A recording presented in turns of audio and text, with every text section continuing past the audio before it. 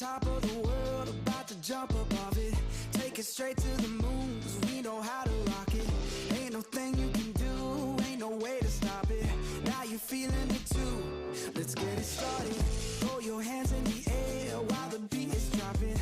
Acting like you don't care when everybody's watching. Just keep whipping your hair like that, you got it. Yeah, you're feeling it too, let's get it started. I'm ready, ready. Let's get it, get it. I'm ready, ready. Are you ready, ready? Let's get it started.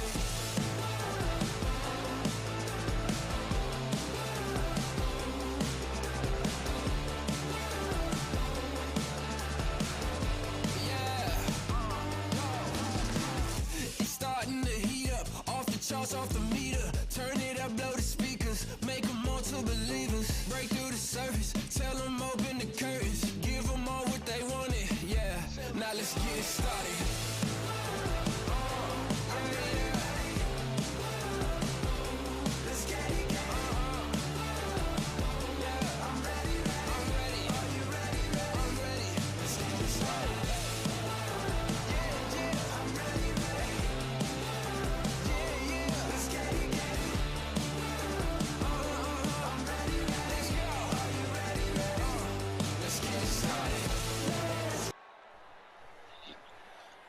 And we're going to start a little bit sooner as we are getting things started here, ladies and gentlemen. It is the mainly ductless heating and air Maine Sim Racing Series. We're coming to one of the best tracks to put on a show. We're going to Bristol, the last great Coliseum, and right now it is qualifying for these drivers. My name is Sam Dyer. With me is John Mushton Jr. And John, we're getting to see these drivers in the late models here tonight for 125 laps, and it's all on the line. Looking like we're having around 24 drivers getting prepared to race. This is going to be a fun one here. It's Bristol, baby. Hell yeah. I love saying that. I love this track, man. I'm not going to lie, though, Sam. For the longest time in sim racing, I couldn't stand this track. But after a while, once you get the hang of driving around this track and these cars, man, especially the late models, Sam. I love racing late models of Bristol, and I am really excited about tonight. It's the return of Max Cookson, and we know the kind of, how shall I put this, relationship he and Bourgogne usually have. So this ought to be fun, man. Yeah, if you missed the racing action a few weeks ago when they were in the super late models at North Wilkesboro, it was drama flaring everywhere with that of Matthew Bourgogne taking out Max Cookson and just completely changing the aspect of that race and how it finished out. But because they were in the super late models, that of Matthew Bourgogne going to be getting a one race suspension once we get back to late model racing, which will be on going to be looking on the schedule. That's going to be February 9th when they're at that of Loudon. So going to see a suspension for that race for the 38, but because we're in the late models, Matthew Bourgogne was unable to race here tonight. So we're going to be seeing how well the 38 and the 39 are going to be playing nice here tonight, if they're going to. But John, once we get to take a look here at qualifying when time's done here in just 30 seconds, where drivers are going to be placed is going to be interesting because of Max Cookson winning the last late model race. We're going to be seeing the 39 have to climb his way all the way from last place up to the lead if he can do so cleanly. Oh, I think Max could pull that off. We've seen him do it in the past. He's one of the best drivers in late models. I mean, from what I've been told, I've only seen him race a few times here in this league, but talking to the other drivers, he's pretty good in this car. So we're going to see. And Bristol is a fun place to attempt to do that. Let me just tell you. But yeah. Now look, I want to just say something real quick.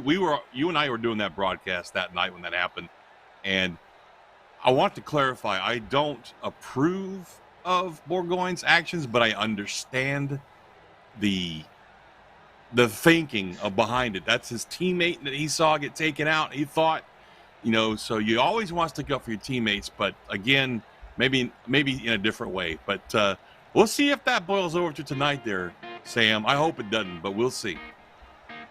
Well, we're going to be hearing the music hit. It's gritting for that of the LCQ currently, but the drivers are going to be waiting to see if they're going to be gridding up or not, as the LCQ we're hoping is going to be advanced, as this is not a primary thing to do for these drivers. We have 24 drivers going to be racing. That is a limit on drivers that can show up.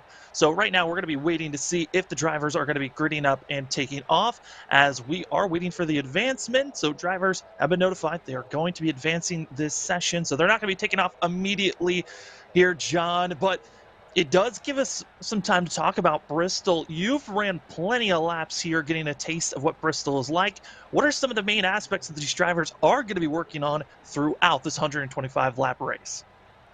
Tires, man. Tires are what wins a race, Cole. I cannot emphasize that enough. If you go too hard, too fast in this race, you're going to fade to the back real fast. Another thing, this track, both ends are different from each other. You can really drive the middle to high line faster, I believe, in 3 and 4 than you can in 1 and 2. It might be backwards. I can't remember. And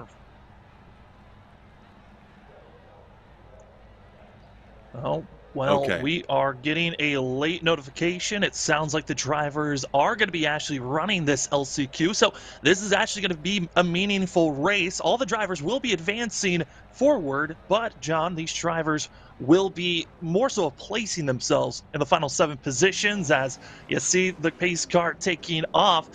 These going to be the drivers are going to be racing here for the LCQ. More of just a placement race for all of them. Going to be that of Brian Treadwell as well as Christopher Tier.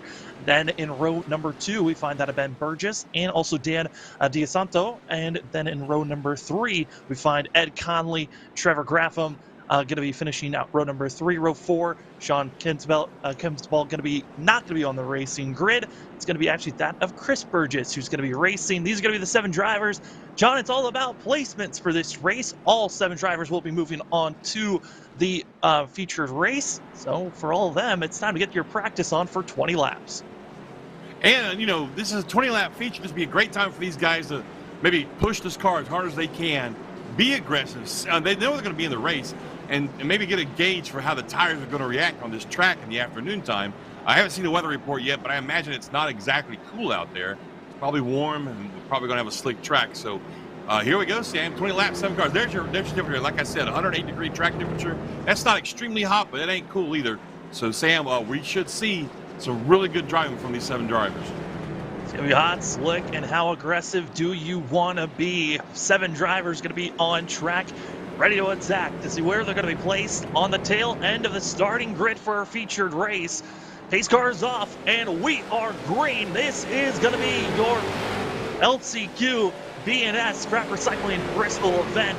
Going into turns 1 and 2, going to be side by side on our front 2. Treadwell, Fortier, going to be going into turn number 4.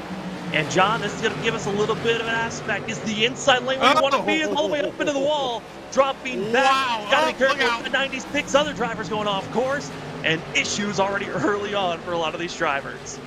Yeah, looked like the 30. I'm not sure who that was, to be honest with you. That dark car got into the turn really hard, got loose, and shot straight out to the wall. He didn't contact that wall very hard, but everybody behind him, 96 car, that's who it was. Everybody behind him checked up, and somebody just lost it coming off the turn there. It looked like the 23, I think it was. Yeah, a Fortier tore that car up. Now, the good news is, Sam, he will be advancing to the next race. And what we got going on here?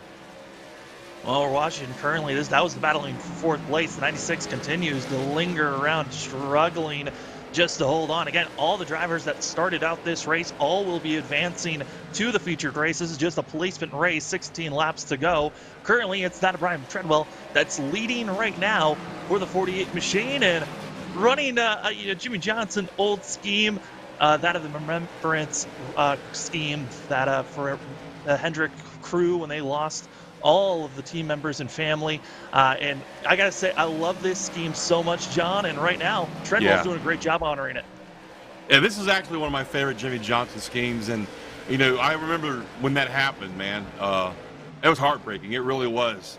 And for Hendricks Motorsports to come back that weekend and have the outstanding race weekend that they did was pretty cool. But, yeah, I tell you what, Treadwell is doing that paint scheme proud right now. He's got almost a 1-second lead over the field there, Sam. which means that it tells me he's got some practice around this track itself. He looks great. Smooth entry, smooth exit. He's got the perfect line right here. I mean, that is really, really how you want to run the 3 and 4. And then in 1 and 2, you want to try and get it about the same spot, but maybe just a little bit lower. Ooh, we got a good fight for second here. Oh, wow. Ed Conley in the 11, somehow sticking it on the inside. It's going to be that of Ben Burgess that are going to continue to race on the outside. More contact's going to be made. The 11 holds strong. As also going to watch out. Here comes now Chris Burgess into the mix. As you see the 47 and the 7 running pretty similar schemes and kind of putting the 11 in a Burgess sandwich. I was about to say, Conley's the meat in the Burgess sandwich right now, and I don't know if he's very comfortable right there. You know, you don't want to mess the 7 up too bad because then you got the other one right behind you. But man, he's put up a really good fight there, Sam. But it's really hard to pass on the inside on this track. It has been since they repaved it or reconfigured it or whatever the hell you want to call it. Reconfigured a little bit of a new scan update surface for these drivers, and really it's been a lot of the inside lane being the more prevalent area you want to be when you're trying to hold off everyone else. But as we're watching this, Chris Burgess, believe instant behind him, but great racing for that of the 11 and the 7 as the 47 is low on the track as he got loose out of turn number 4 and is just going to take this 47 to pit road after his misfortunes. But the battle for second place continues on side by side, 7 laps to go for this last heat race, and all these drivers making it to the featured race. We're going to be having 24 drivers going to be making it for 125 lap featured event. But man, John, gotta say, Ben Burgess, Ed Conley, they're putting on a show here as we're coming up to 5 laps to go when that of Treadwell crosses the line. Yeah, like I said, it's very, very hard to complete the pass down the inside. The outside guy doesn't have to let up. Oh, a little Bubar in there. He doesn't have to let up as much as the guy down the inside does. The guy on the inside's got to get off the gas a little bit more, a little bit longer, just to keep from washing up into the guy on the outside. So that's what we're seeing right here. It's a great side-by-side racing, but it's just going to be really hard to complete that pass, which is where the bump and run comes in, Sam. I would not be surprised if we see the bump and run, but you also can see here riding on board with that of Ed Conley, that right side fender is crinkled up with the contact that's been made multiple times with the door banging, just showing, yes, even with damaged vehicles, you can still run well here at Bristol. It's short track racing, Robbins racing, and as long as your steering's still working here at full song and power, you can really put on still a great show, and we might get a little bit of a picture of that bump and run. Here comes that of Ed Conley to the inside once again on Ben Burgess. 2 laps to go in this in this LCQ, coming out of turn number 4. It's going to be your CRN. 1 to go for that of Brian Treadwell. This battle for second continues to be the main show of this LCQ. I'll tell you what, as my old crew chief, Mike Stevens, used to say, he's a persistent little cuss, ain't he? Down there on the inside, just not giving up at all. He really wants that spot. And that's good. That's good to see. Connolly is really testing this car out, seeing what kind of limits it has. Whoa, what happened there? Oh, that's a checkered flag. Oh, that's the end of the, cool. That's the end of it. Yeah. That is it. It was just getting good, Treadwell. Man. Uh-oh. Oh, look. Yeah. Well, get some fenders knocked in as Treadwell really didn't get any damage on that 40 until the very end, and will do so. And now the driver is going to be having themselves a little bit of a warm-up session here. So with this little bit of a break, we're going to give a big thanks to all the sponsors that allow this event to even happen, as this is the Mainly Ductless Heating and Air Main Sim Racing Series. Tonight, it's the late models. But for all the major sponsors that help out for the Main Sim Racing Series to happen, going to start things off with that of B&S Scrap Recycling, as well as that at Bruce Cartier Carpentry for BCC. You've also got that of Beach Ridge Barbershop, that of Crescent Lumber, J&K Fuel, Ductless Heating, Heating and Air, that of 4-Tier Graphics, and also that of Wiscasset Speedway. Giant thanks to all the amazing sponsors that allow this to happen. John, it's great to see all these sponsors that come around to help this series be what it is, allow different special events to have cash on the line for these drivers, and for us to be in the booth to even be able to cover these drivers. Absolutely, man. It's always great to see these leagues grab some real sponsorships and get some real-time money for stuff like these live broadcasts and whatnot, and prize purses and things like that. And we got about 1:35 left in this practice session, Sam. So I guess it's time to ask that question, man. Who you pulling for? I mean, if we're going based off the numbers, the previous winners in this series was back at that Myrtle Beach. We didn't get to cover that, but Max Cookson won there. Hickory was won by Devin Landry. Then it was Max Cookson that won our most recent late models race. Well, Cookson has to start all the way back in last place for this event here tonight. I think I'm going to go with a driver that's going to be suspended for the next super late models race. I think I'm going to go with Matthew Burgoyne for getting the win here tonight. Ooh, that's an easy call to make, really. I shouldn't say. That's not nice. It's a good call. I think I'm going to go with the underdog, Cookson. I say underdog because, like you said, he's got to start in the back and bulldog his way through 23 other drivers on this track. But I think that he's going to be able to do it. I really do. I think he'll be able to do it. Now, he might have to rough a couple of guys up. We'll see what happens there. But, yeah, I think Cookson's going to pull it off, man. What a weird scene that is right there. That's a horrible scene. You know what I'm saying?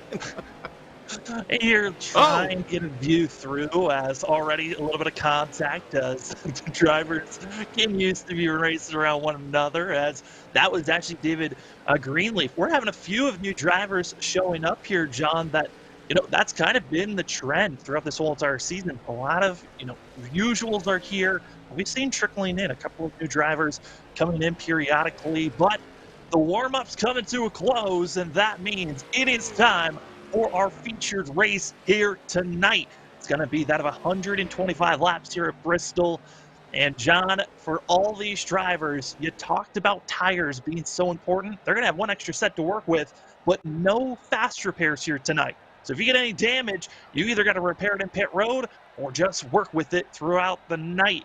But it is all down to this. These drivers, the fourth race of the late model series here on Wednesday night. And it is time to see where they're going to lie, as it is grid time for the B&S Scrap Recycling Bristol event. Getting the pole position, it's going to be that of Matthew Burgoyne. Would have been starting in second, but with winning at Stafford, he's going to have to go back to the end of the line with Max Cookson in second. Row number 2 is going to be finding that at Corey Bubar, and also Devin Landry in the 82, who's also one of the late models. We'll see if he can get to victory lane once again. That of Jacob Heskopf is going to be in that fifth place position, but that of Jason Rickards in the 9 to his outside. Row number 4 is going to be finding another newcomer, that of Logan Melcher, going to be in the 43, and as well another newcomer in the 8 of Brian Kenniston, going to be in the 8. Row number 5 is going to find Nathan Barth, as well as Tyler Jordan in the 29. Over to you, John. Row number 6 finds Steven Allen in the 75 car. To his outside, David Greenleaf in that 58 car. One of the new names Sam was talking about. Alan Grass in the 08. In row 7, and outside of him, Chris York, car number 86. Row 8 finds Tyler Connolly in the 31 car. To his outside, Dominic Curett in the 5 car. Row 9 sees Kyle Mooney in that number 90. That's a name we were actually familiar with here in Maine Sim Racing Series. To his outside, Brian Treadwell in the 48 car in that beautiful Jimmy Johnson 48 car. Row 10 sees Ben Burgess on the inside, and to his outside, Ed Connolly in the 11 car. Back to you, Sam. And then our final 2 rows going to be finding that Dan DeSanto, as well as Trevor Graffam. And in our final row, finishing out our 24-car field, it's going to be that of Chris Burgess and Chris Fortier. 24 drivers here, John, getting stacked up and ready to go. They're done with their first pace lap. They're now about to go green. Before we go green, what are some of your final thoughts getting prepared for these drivers? It's Bristol, baby. That's all I can say, man. Great. It's going to be a great show, folks. Hang on. Hang on to your seats.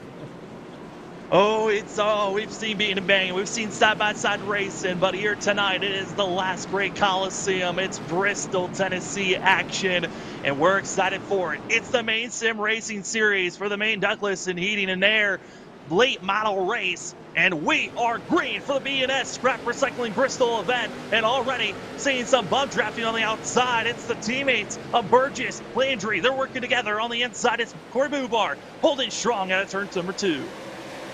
Bubar holds strong on the inside, but we'll see how long you last down there. Don't forget, being down on the inside is going to wear those tires out pretty quick. Oh, he almost squeezed up in front of Landry right there. Didn't quite clear him. And, oh, I hear contact somewhere in the back of the field there. Somebody got to the wall already. Right now, I mean, a lot of the drivers up front, they're holding strong. But side by side, we saw this during even the LCQ where drivers were going to be beating and banging a lot. They got to be careful for themselves. Right now, it's the 32 of Ethcoff that's going to be finding himself trapped on the inside, as well as seeing the 43 going to be trapped on the inside. It's that outside row working together currently, but our first yellow of the night comes out, and it's going to be trouble on the backstretch. It's the 7 of Ben Burgess going to be bringing out our first yellow. Got second place during our LCQ, but already going to be bringing out our first Bolt Poppers instant replay. And we'll see what happened to the 7 as he's racing around that of Kyle Mooney. And Mooney, driver we're expecting to be up front later on in this race, but he's usually been struggling with qualifying. And contact there's initially where the beating and banging was, and that's what spun around the 7 and brought out our first yellow. Oh, my goodness. A little bit of the bump and run early in this race there. I think that was really not intentional. I just think that was just a little bit of the nose on Burgess's car. He lost the nose a little bit, and it went up. He was chasing the car, basically. So I'm sure Kyle Mooney understands that. Mooney's been doing this long enough. He knows it wasn't intentional. At least it shouldn't be. Not at lap 2 of 125 laps. But we saw right off the bat there, Sam. I'm sure you caught on to that. But most of these guys were trying to get up into that middle of the high line to those turns as quickly as possible. Yeah, that seemed to be the faster area. I'm just wondering, though, like you noted on earlier with tires, is that really where you want to place yourself in this early going? Yeah. As all the drivers going to be focusing on their right side tires for most of the night as the field's coming across the line. You know, one of the things that we keep on talking about throughout this season as well, John, is when are we going to be, talking about caution flags, and sometimes caution laps count, sometimes they don't. Well, tonight you saw it, the ticker never changed. Caution laps do not count here tonight. So John, it could be a long night if we find ourselves with a lot of yellows coming out, but at the same time, Bristol is also known for bringing out a long green flag run, so you never know what we might see. It's true. That's very, very true, Sam. I am praying for not a whole lot of cautions tonight. For personal reasons. But anyway, back to your question about the tires, though. Yeah, you want to be on the outside. It's kind of like I touched on during the pre-race. We were talking about it. When you're up high like that, you're not having to put as much input into the car to get it to turn left, okay? You can let it, roll through the center much, much easier middle to high lane, especially on 3 and 4, which is the tighter corner. Is it, right? God, I get so confused. They flip-flop this track like once or twice in my lifetime, so I get a little confused sometimes as to which end of the track is which. But when you look at it from overhead, Sam, you'll see that one corner is a tighter radius than the other corner. But either way, yeah, you definitely want to be up high and take care of those tires. They'll definitely last you a little bit longer up on the outside line. When you're down on the inside, you've got to really fight that steering wheel to keep it low so you don't wash up into the other guy. Yeah, and I believe that tire corner you were noting on was actually turns 1 and 2, looking from an outside blimp view. So that is going to be the corners to really worry about for themselves. We're stacked up. We're getting ready to go. And we'll try another restart here and see if the drivers can survive for themselves. 24 drivers started out this race. A couple of drivers decided to come into pit road and get service done. Chris York actually came into pit road during the green flag racing. So currently going to be 1 lap down, while Ben Burgess and as well that of Kyle Mooney both came in to get service done for themselves. Mainly repairs were done. It was Mooney that got the most repairs for himself. But they're stacked up, they're ready to go, squeezing our front 2. Landry, we're going. They're getting ready to go green once again. It's the B&S Scrap Recycling Bristol event, and we are green once again for that of the Maine Sim Racing, mainly Douglas Heating and Air. Late model racing into turns 1 and 2, side by side, but coming out of turn number 2, it's Devin Landry with a better launch. God, it's a great shot. Thank you, Cody Wooten, down there in our production van for giving us some awesome shots like that. I love the speed shots here. But, oh, look at this. The 37 squeezes up in front of the 29 right there. That's going to be cars of Barth and Jordan. And I tell you, I think, oh, we have a caution out already? Come on. Quick yellow issues on the front stretch. Looks like could be a race ender. Santo. Oh, yeah, he's done, man. That's a blown engine. I mean, we say race ender because the engine's blown, but he could come in and try to get it repaired. As we take a look here, what happened? DeSanto, and it was coming out turn number 4. Well, already was loose coming out of 4 and just looped it on his own and parked it right on the racing surface, and that's what brings out our second yellow of the day on lap number 5. And then just parks it in and able to get into pit road. Luckily was the 96. Also want to give note, looks like that of Chris York in the 86 will be DNF for the night, is done already before we even got to lap number 10. And already seeing 2 drivers are going to be in pit road for quite a long time here, John. So we're getting an early sense of what Bristol can give you as, ooh, surprising to see Matthew Burgoyne into pit road. That is interesting to see. I wonder if it's a fuel question. You don't want to change tires this early in the race. It can't be that. So unless he's got something else going on, we'll have to find out here. But that's a strange thing to see so early in the race. And somebody just blew up. Did you hear that?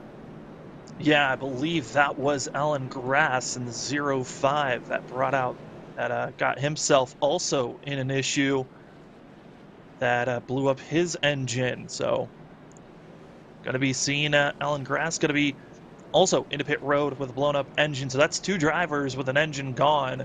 We'll see if they want to get back out on track after getting repairs done. But surprising to see 2 drivers already with engines blown. Already another driver on top of that, Chris York, that's going to be calling it night. So that's 3 drivers. We've already gone from 24 drivers that started this event down to just 23 that are going to most likely be running in just a blink of an eye here, John. So who knows how many drivers are really going to be here at the end of the day, with it being 125 laps. We're going to be only with 120 to go once we go green again.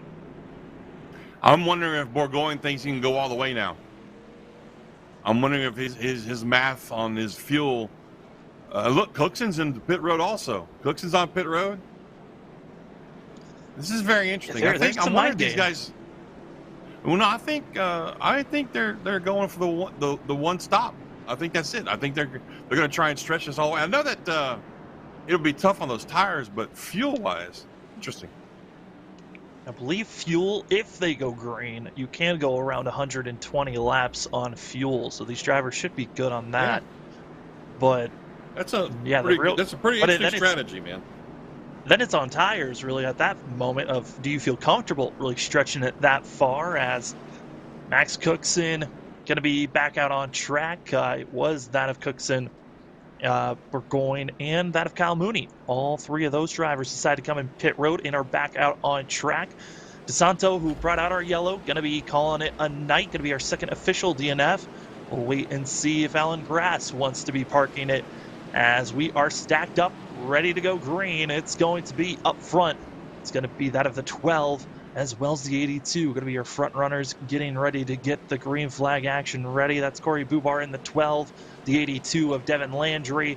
They've been very competitive drivers in that of the super late models. In the late models, it's been really all that of Devin Landry on the consistency, or you find Max Cookson. We'll see if Cookson can climb his way moving forward, but up front, it's green once again for this of the B&S Scrap Recycling Bristol event. Devin Landry, Bubar, side by side in his turn number 1, and once again, the 82 on the inside just finds the run, John, coming out of 2. But he cannot quite clear Bubar in that 12 car. It looks like he's got him now. And I tell you, another one we're going to keep our eye on, folks, is Cookson back there in the back and Burgoyne. They're both 20th and 17th, respectively, right now. They're going to work their way up through the field after making some fuel stops. Meanwhile, back up front, Landry has cleared Bubar. He's got himself about 3 or 4 car length lead. And we got quite a mess of cars right here in mid-pack, Sam, with the 37 of Barth. You got Hefcoat in there. You got Melcher. Melcher, I think, is a new name also. Oh, we got another caution now. A quick yellow once again. And it's a big one, flipping upside down. It's the 5. Oh, no. Dominic Kirk's going to be bringing out this one, and that 5 is destroyed. Wow. It is wadded up, man. Oh, boy. What brought out the big one here early on lap number 8? Carrick going to be seeing a driver get up into the wall and nowhere to go for the 5. Other drivers nowhere to go either. Wow. Hey, I think Burgoyne was in there. Yeah, look, he landed on top of the car, Burgoyne. And the 8 car up there. Oh, my goodness. I mean, he flat Henningson's landed on gonna top be of in the that. Burgoyne car. That's going to be the 58 of Greenleaf that gets into the wall. Dominic Kirk, we're going to see here for the 5, just sees the 58 into the wall, and then at that point, they're just tangled with one another. 5 hard contact. There's just a lot of drivers involved with this one. Burgoyne, though, Wow. our pole setter, issues for himself. Oh my goodness, was not expecting, but that's the risk, John. Coming into pit road, you put yourself in that Yes. situation where you're stuck back there where anything could happen just like that. Yeah, you pulled the words right out of my head there, man. I was about to say the same thing. That's a big risk you're going to take when you do stuff like that fuel mileage game. And I mean, it's unfortunate, but hopefully he's not too badly damaged. Matter of fact, he got into the pits, it looks like there, Sam, and was out in about 15 seconds. So it looks like maybe the damage wasn't too bad. I mean, there's sometimes where contact seems a lot more brutal on our end, and sometimes the cars don't always react to it. That's kind of the luck of virtual racing, is sometimes what seems like would be a hard contact that could damage a vehicle and cause it to have a race-ending event could actually just be a little bit of a scratch and just driving away from those incidences, and that might have been what happened to that of Matthew Burgoyne, as he's back out on track. That of Kyle Mooney's back out on track. But a couple of drivers, that of Greenleaf, as well as Ben Burgess, all coming into pit road. Stephen Allen, the 8, the 5, and also the 08 of Allen Grass was another driver that I noted on who blown an engine back in pit road. And another driver as well that we can add to in pit road getting service done is going to be that of Tyler Conley, that's getting his service done only on lap number 8, excuse me. And we've already seen about a quarter of the field being involved in some type of incident. And luckily, John, it is Bristol. These cars can take a beating, but if you're flipping like that, that is not the type of accident you want to be a part of.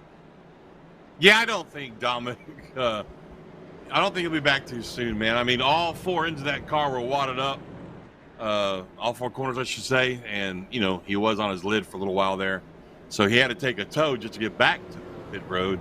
And he's already been there for, looks like, 3 minutes and counting. Also, Ryan Kinnison, the 8 car, was involved in that. He's been on pit road for a while. Well, Sam, look at it like this. Yes, we've had a lot of cautions already. 3, to be precise. But the more people that drop out of this race, the longer we'll get some green flag runs here. I mean, eventually you're only going to have 5 cars on track, but hey, at least it'll be green, right? That is the goal, and if those final 5 drivers are on top of one another, giving us great racing action like we've seen previously here, I don't think any of us are going to be disappointed by that at all. They're stacked up, they're ready to go. Up front, going to be that of Corey Bubar, Devin Landry once again, getting ready to go. Green flag racing, and pace car is off. We are green, and they're taking off already. Again, caution laps do not count. That's why we've had 3 yellows within the first 10 laps of this race. And it's going to be Devin Landry once again leading from the start and continues to lead, as it's going to be side-by-side racing back for that of 3rd and 4th position. Yes, sir. They're going to be a really good restart right here. But like we saw before the yellow came out, you got this little pack of 4 cars right here from 3rd all the way back to 6th and 7th and just duking it out right here. It's like these guys don't realize they got 125 laps to go. You know, just relax, fellas. Get a rhythm going here, and race for the win later is what I'm saying. I mean, the survival game is always going to be the key to watch out for. You got the 43 Logan Belcher, new runner here at Independent Road, going to be the 47. That's going to be Chris Burgess, the 47 that is in pit road, getting service done after he was a part of, deciding to get more service done. But Melcher sideways, hold on. North also almost taking contact. They've also got that of he's going to be behind them, and then also got that of Tyler Jordan. And one of our biggest movers so far, at 8th place, who was involved in the first accident in the LCQ, but now is up in 15th position. Big credit to that of Chris Fortiers, who right on the back bumper of Melcher, and watching 37 and the 32 continue to be side by side. 37 and 32 really duking it out right there, looking backwards from them. From the 43 car of Melcher, like Sam said right there. You lot of door banging. That's Bristol, though, right there, man. That is all Bristol banging off of each other. And we got somebody on pit road. That'd be Burgess coming off the pit road. Excuse me. off of pit road and back into pit road, Oh, no, he's trying to going do a back little bit on, of yeah. testing there. And yeah, it looks like Chris Burgess did not feel comfortable getting back out on track, deciding to go back into pit road as we move back up front, watching the slashing and dashing for these drivers. 37, Barth going to be relinquishing his position to the 32 of Jacob Helfcott, who's going to be making a great move for himself. He's doing a great job for himself, but now he's got to figure out how to get by the 43 of that of Logan Melcher. Melcher doing a great job currently for himself, right on the back bumper. Probably one of the most under the radar but consistent drivers in the 9 of Jason Ricker. And I gotta say, Ricker has been doing a great job just keeping himself out of trouble for most of this season. Comes in that of 3rd in points for these drivers, and that consistency, like I said, he seems to always be up front, but under the radar of one of the drivers who are looking to win the race.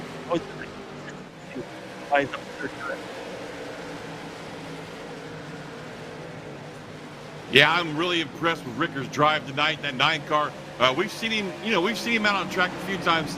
Mostly when I see him, he's in somebody else's mess. But tonight he's got a very strong third place run going at this moment. 19 laps of 125 down. But I tell you what, I'm looking at the scoring. Bourgoin is already up into the top 10. He's in 8th place. Cookson is sitting there in 12th place, just outside of the top 10. And we talked about those two at the start of the show, Sam. Well, not those two. We talked about Cookson because he was a previous winner at Stafford Motor Speedway, taking an EOL, even though he was on the front row. Spin, 37, 30. Bourgoin. Is that Bourgoin? That's Bourgoin, upside down. The line. Oh, my goodness. Another massive wreck here at Bristol after a decent green flag run. And John, driver we were just talking about, caught up in this one. Oh my goodness. And that's a huge hit that time. I don't think Matthew Bourgoin's going to get away with it. Just a brief stop at pit road. He's probably going to have to get a lot of damage. Look at this. 2 big contacts right there for the 32 car. And then Bourgoin just had no idea what was going on right there. He just didn't even see that coming. I'll tell you what, that's just a heartbreaker right there. Watch this. He's 32. He's not doing his best. Comes out of the corner a little slow, and we're going to stick out of the corner. It seems like 37 of Barth is going to get aggressive, already give a bump and run. And at that point, there's a ramp using Tyler Jordan, 32, gets up in the air. We're going just an innocent victim, nowhere to go for himself, and already 32 is going to be calling it a day. Has parked it and it is done. Other drivers that have officially parked it for the night going to be that of Tyler Conley, who is done. We're going just getting into pit road to be getting some service, and that means our pulsar could be done for the night. And I think at this point, John, like we were jokingly saying we might have only 5 drivers racing here at the end of the night. I think that might be the actual number. We're only 20 laps in, 4th caution of the night, and half the field have been caught up in a major incident at some point already. Yeah, and it's kind of disappointing, but some people just can't handle this track, I guess, But we've seen, what is this, caution number 5, 6 now, Sam? I believe this is caution number 4 of the night. I don't even know. The last 2 have been the biggest ones so far. They've caught up. The first 2 were just maybe small. that's what's throwing me off, was they were so big, Yeah. The first 2 were just small little, 1-car incidences, maybe a 2-car incident. And these last 2 have been anywhere from 3 to 5 vehicles caught up in it, and some caught up in both. And that's where Burgoyne gets his hat thrown into the mix of drivers involved in this incident. But we'll see Tyler Jordan as well as Burgoyne, and already 32 is off the server and has called it a night. We'll see who else wants to be calling it a night. Only a lap 21 of 125. We're slow to hit the mark here, John, of 100 to go, and less than 100 to go. It's still Devin Landry up front, and I gotta say, for the drivers that decided to go with the track position over getting an early splash and go, I'm liking their call of keep themselves out of trouble. Yeah, I'm going to agree with you on that one, man. I just feel bad for Burgoyne. That's he was playing the pit strategy there, and he was making a gamble that he thought would work out for him. Right now, he's on pit road still, about a minute and a half in to getting his car fixed. And here we are going back to green, so he's going to lose a few laps here, Sam. Looks like drivers getting ready to go here. We can see if they are officially going to be taken off at this point. As I got to say, John, it's been fun watching these drivers racing throughout the season. Here tonight, we knew Bristol.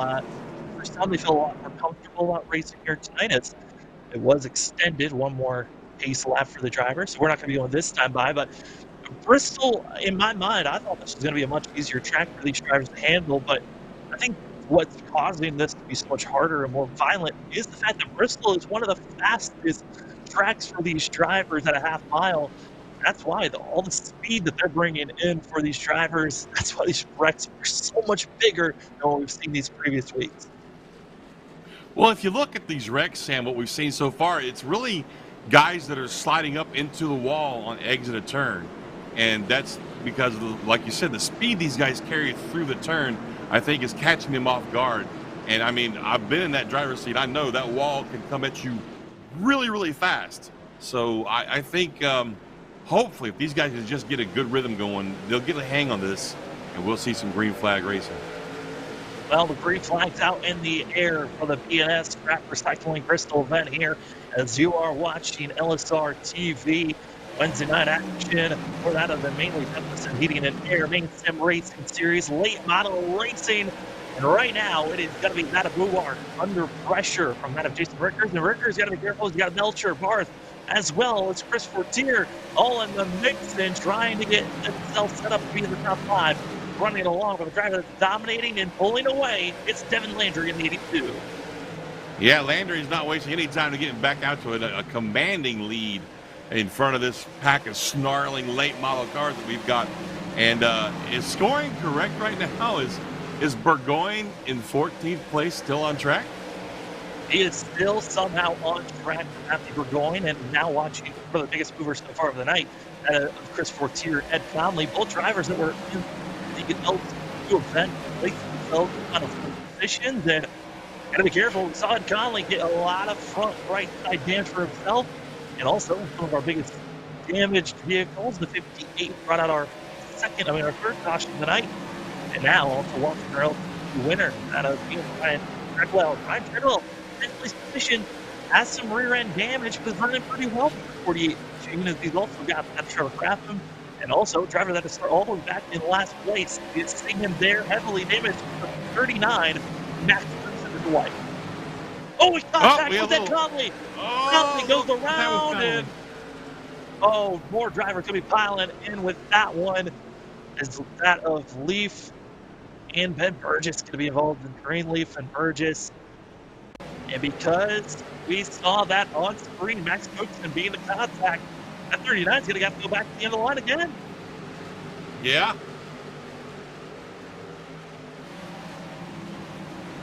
See what got Ben Burgess involved in this one. As we know, Ed Conley was the initial driver that went around 7, trying to avoid more drivers piling in later on. And oh man, you'd see drivers coming in that late into an incident.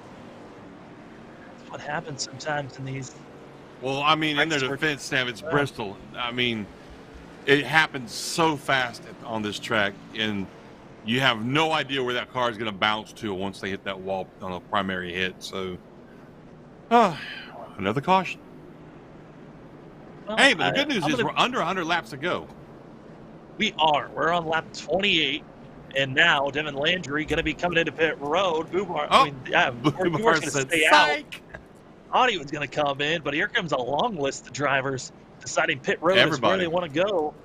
Corey Bubar is the only one. Also that of Treadwell. Both of those drivers going to be staying out. So interesting call for these drivers to be coming into pit road. But we kind of knew with the amount of cautions that are coming out, you have to come in, and that's going to be a factor. Yes. You know, for our ticker, you might not see the amount of laps that are paced laps, but for the drivers, they got to always keep in mind because these caution laps do not count.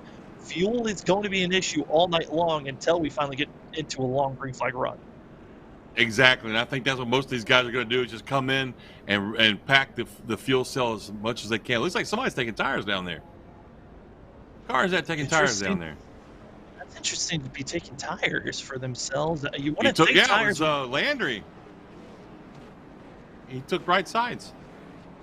Well, these drivers do have one set to work with, and that of Landry going to be taking right sides. Might take left sides later on. Who knows what is going to be the mindset of Devin. I think for Landry, I think for a lot of these drivers, they're recognizing that the amount of cautions we're having, the amount of drivers they're about to be taken out of this race. They see that of the 75 damage in this one. Is I think for a lot of these drivers, this is Stephen Allen, who's we're looking on board with that of Greenleaf behind him.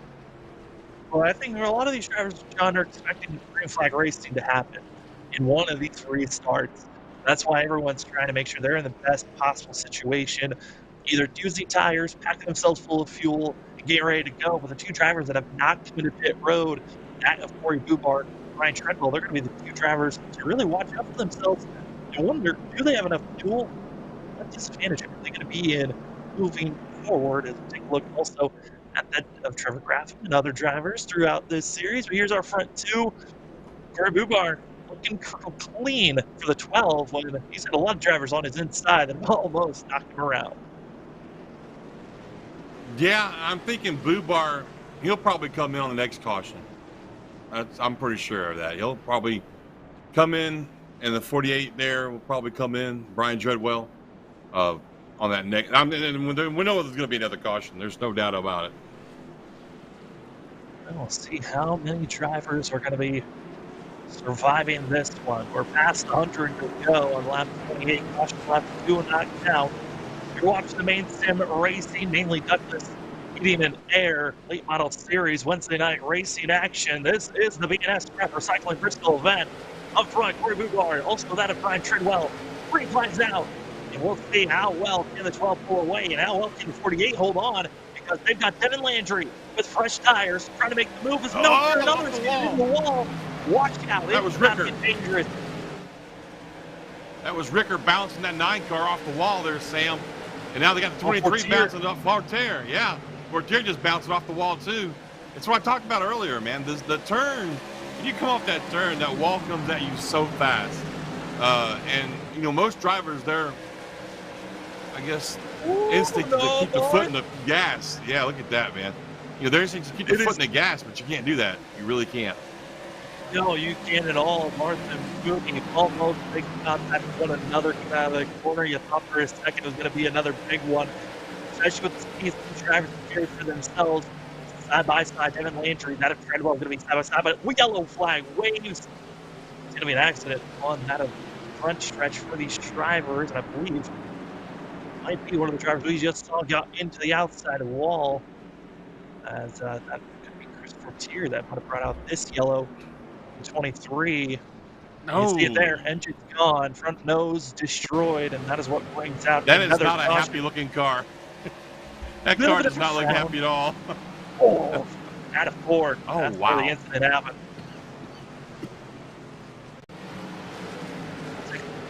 A little bit of a longer replay, get a sense of what happened. It was already chaotic. There's Cookson and also Mooney and Marth side by side.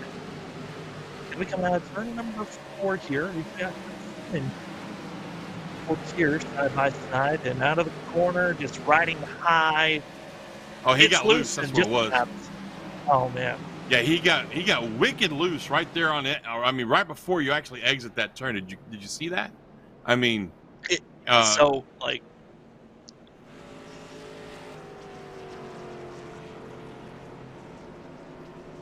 Here the drivers. Oh, I'm sorry. Go ahead, Sam. Over the radio, some of the drivers they're making jokes about tonight's evening. They're over the radio just wondering, this is gonna be a long one. They can already sense it for themselves. Yeah, I'm about to ask you, what's the time limit tonight? I mean, man, we got to be pushing it. Yeah, with the race being 125 laps, these drivers do have an hour and 30 minutes to try to finish out this race.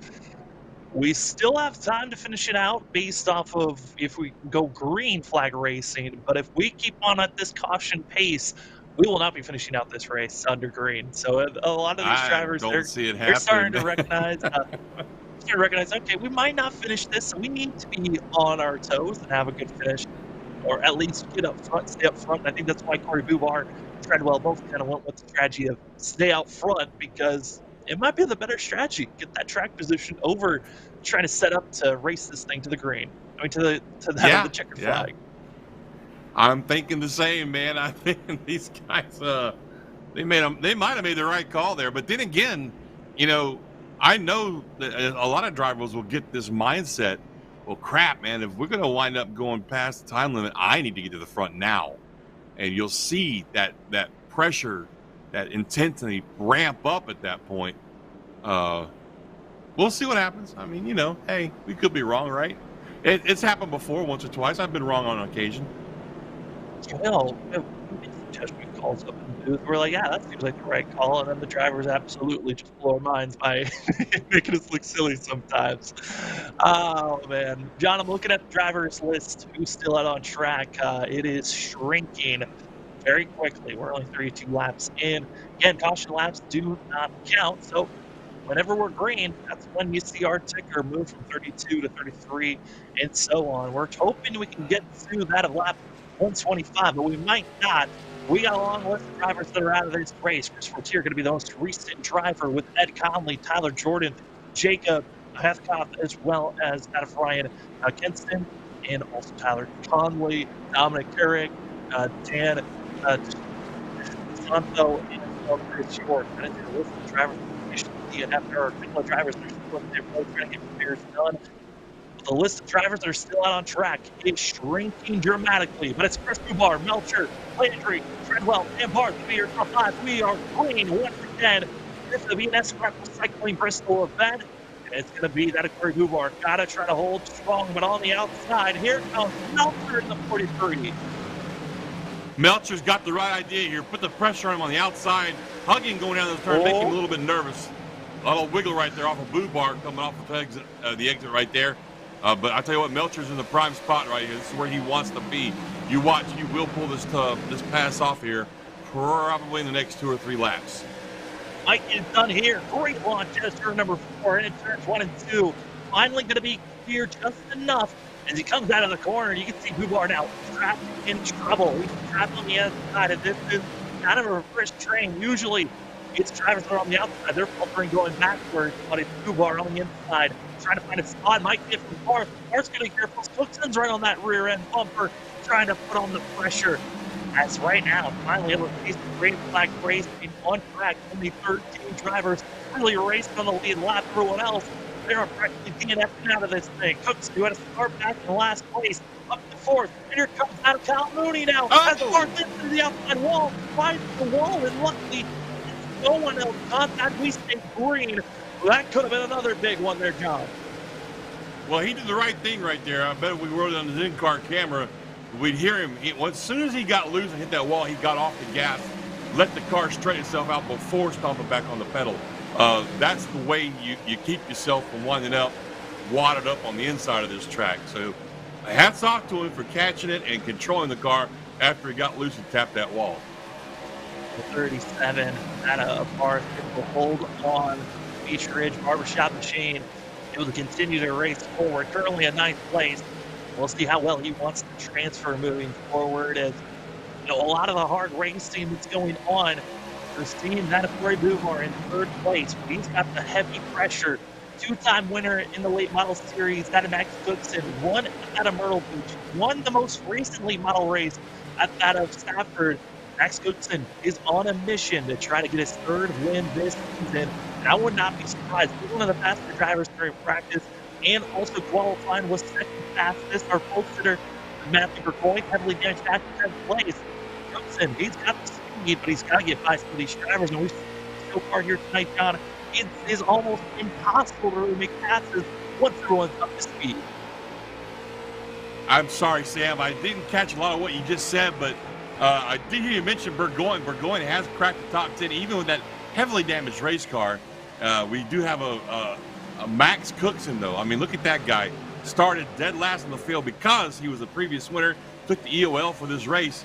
He's all the way up to 4th now and pressuring Bubar really hard there for 3rd place.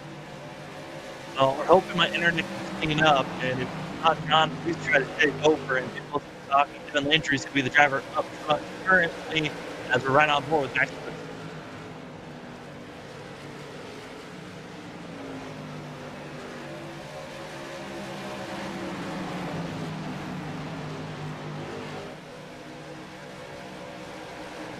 It's a pretty good shot right here. Got the 39 of Cookson. He was all over that back bumper, that 12-car Bubar, but now it looks like he's falling back to the clutches of Kyle Mooney. Kyle, we've seen him have some good races, and we've seen him have some rough races last few weeks, but he's looking really good right now for that top 5. Looking to move into 4th place right there, down to the inside of Cookson. And we'll see if he can make this work. It's pretty hard, pretty hard, like we said, Sam, at the top of the show, to complete a pass on the outside. And as you see, he scoots back up behind Cookson, and he's going to try and maybe work the outside here. Bubar now falling back to the clutches of Cookson. This will be a good race right here. Right now it really is, and right now it's going to be Max Cookson still trying to pressure on the inside. I'm interested, though, John, we're not seeing a lot of drivers trying to send it aggressively on the outside.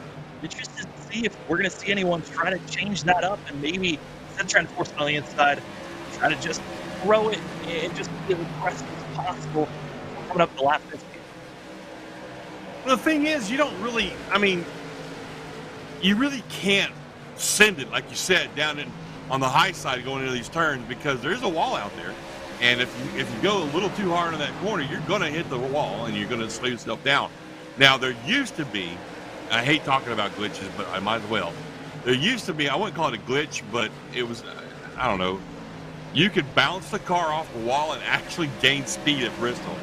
But I think iRacing finally fixed that, if I'm not mistaken. I think they're still working on trying to get that officially fit. There's some tracks, yeah, that are very frowned upon a strategy because it's virtual racing where you can hit the center of the corner and bounce up and come down. But if you are seen intentionally doing that, in most leagues you will get suspended, if not just disqualified from the race, because they know that is an attribute that you can kind of overuse, and it would be very frowned upon if drivers. They're hoping that we don't see that here tonight, and most of the time you don't see that. It's fastest way around. We got another car now. Oh no! Comes out again. Man, will it ever stop? Hey, I just want to give a shout out real quick. Yeah, I'm loving the paint job that Devin Landry's running tonight. That Hopkins Lumber blue and red with a white background looks really, really sharp. I like that. It certainly is looking great there out on track. As we got some wadded up race cars, brother. I mean, we really do. Man, we only got 13 that are on the lead lap currently. And they say Dover's the monster track. I mean, dude, the lady in black is eating them up tonight. The Coliseum. We're trying to see what the caution was for. I believe the caution was for Ed Conley running low. We saw him get past. It was a lap down car, but just pulled off track. You see here, just comes to a stop, and that was what brought out the yellow. As we're just going to ride on and see the 11, see if his engine went out at some point, or that's what he just called it a night.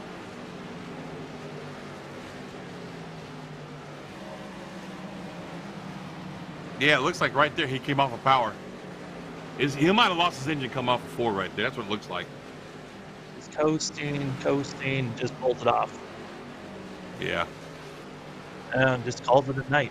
Do want to give an apology on my end. Internet issues on why my microphone goes robotic mode and is just a garbly gook of who knows what's coming out. I do want to apologize for that. We're trying to get that fixed as soon as possible, but if it does come up again, I apologize for that incident. John, you've dealt with it a couple of times with me. You know, I'm going to say, Sam, you don't have to apologize, brother. That's not something you can actually control. I just know how frustrating it is for you because, yes, I've seen you, we've been together when it's reared its ugly head. I better knock on some wood. I think I'm the only guy out of all the groups I've worked with that hasn't had internet issues yet, and I've got one of the worst companies in the world. Well, we're not going to shout those guys out because we don't want to cancel. No, I don't want to attempt fate or anything like that. But no, that's not. I don't want you to apologize, brother. This is not your fault, and I know how frustrated you are. And I'll tell you what, this drink's for you. I'm gonna go ahead and take a drink for you right now. Also knock on some wood and hope that we can continue on with the great show here tonight. Thank you to Maine Sim Racing Series with the mainly ductless heating and air putting on the show for the late models, as this is race number 4 officially of the Wednesday night late model races. We've had 3 other races at Myrtle Beach where Max Cookson found his win. Dominating fashion was race number 2 at Hickory, where Devin Landry just dominated, and then the spectacular run from Max Cookson at Stafford that got him the victory there. I got to say, though, the more so the late models, it's been a very consistent. You know what drivers can be up front, dominating, having the best chance to win. The super late models is where it's been the more flair, dramatics of we don't know what's going to happen. Oh yeah. We're excited for more coverage of the super late models Wednesday night action. That's going to be February 9th, going to that of Loudon for 75 laps. That's going to be a good one to watch as well. But these drivers right now currently are getting ready to go. It's going to be Devin Landry out of Logan Melcher, as well as Max Cookson, Kyle Mooney, Jason Rickards, your top 5 getting ready to go green. Base car is off, and we're green once again for the B&S Scrap Recycling Bristol event. A really good restart right there on the outside by Melcher, but we know that Landry's just way too strong. He gets a really good restart right there, and it looks like Cookson's he's gonna try and squeeze into second place right there. And I'll tell you what, if I'm Devin Landry right now, Sam, I'm nervous. That 39 car is looking really fast, man. He was the second fastest driver during qualifying, has been willing to work and be patient all night long. And watching battling currently, this is for that a 4th position. Rickards, Mooney, side by side. They got Barth behind them, and also other side by side racing is going to be that of Bubar and Trevor Kraft. Kraft are going to be racing, and right now you can tell the intensity is starting to ramp up just a little bit more than it was previous, because these drivers in about halfway through the time with these drivers, if we continue to these screen out caution on tracks here on our country, we're not even halfway on the lap counter here, John. Single filing out, ready for green flag racing potentially. Hold on, we forced to the outside wall, and luckily we stay green, put in the right direction. Wow! Bubar, giant here for himself. Barth still trying to hold on to that thing. I'm saying those two guys, that's got right now. That's the save of the race right there. And then back there, Grafham in that Bud Light number 3 car. I mean, what was he thinking? Do you think? I mean, he's like, "Oh my God, I'm fixing to die right here." He just let off the truck and hope that it all just cycles through. But he's into the wall again. Bubar's got a cycle on the inside. But also, again, the question of can we survive? Do they have enough reaction time? Really, they don't. Those wrecks and incidents that happen in the blink of an eye, you don't have time to react. You just got to trust the car in front of you and save it, make you get moving as fast as possible. The car is looking like a catalyst to bring out in our next caution. We cannot hold on to that 37 anymore. I don't even know what to say. Look at how loose these guys are. We talked about that though at the top of the show, Sam. This track was pretty warm, and it's already going to be a slick track.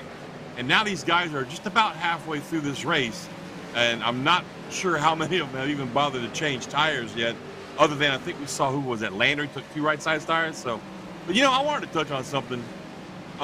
You mentioned the flair and the drama that we saw in the super late model series, but I'm telling you, man, if you'd have told me 3 weeks ago that Matthew Burgoyne was going to yeet somebody out of the track in a super late model race, I wouldn't have believed you. But that's what happened, and you're right. I cannot wait to get back to that super late model racing, see what adventures await us, if you will. Yeah, and for that event, because of that incident, you will actually be removed and not racing at that Loudon race. We won't see. That's true, yeah.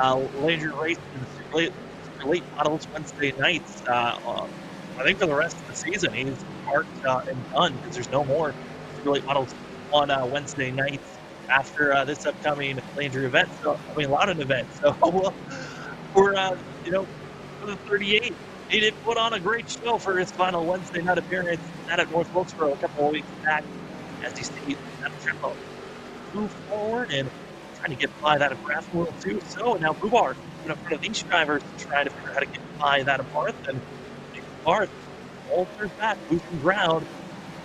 Really, we're seeing the middle of the pack. This is really where the closest battles are going on. Then in front of them, it's battling that's going on for that of third and fourth place. Treadwell is close to the outside wall again. John, it is treacherous next to these corners. We've already seen the 37. It has been dramatic and damaging, and for everyone else, they're hoping that they can survive as well as we're past halfway. Yep, just past halfway here. And you know what I'm seeing, though? If you look at the track, and I'm sure that some folks have picked up with this already, the rubber's really starting to wear in right there, about a half a lane up from the track, from the apron, and it's really getting dark right there. You can see that he's got his right sides on the track, on that groove right there. We'll start to see that darken up more, but you know what else that's going to do, Sam? That's going to slick that area up a little bit too. The more greasy rubber gets laid down right there, they're going to start moving that line up higher and higher as the race progresses.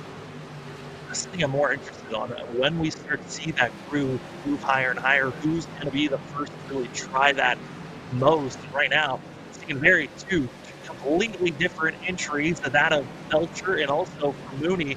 Belcher with a lot more of a shallow early entry into the corners, which is causing him to drift up into the center of the corner, while Kyle Mooney going with a much higher approach and drops it down, trying to get a low exit of these turns. So completely different aspects on how they want to attack these corners, John. But when you got such of a different challenge going into these corners, it really is hurting Kyle Mooney the most, because he does not really have a clean spot to really into for pass. Oh, Mooney loses it. Wall, giant wreck for the 90, and just in the blink of an eye, goes from looking like a challenger to now parked on the apron.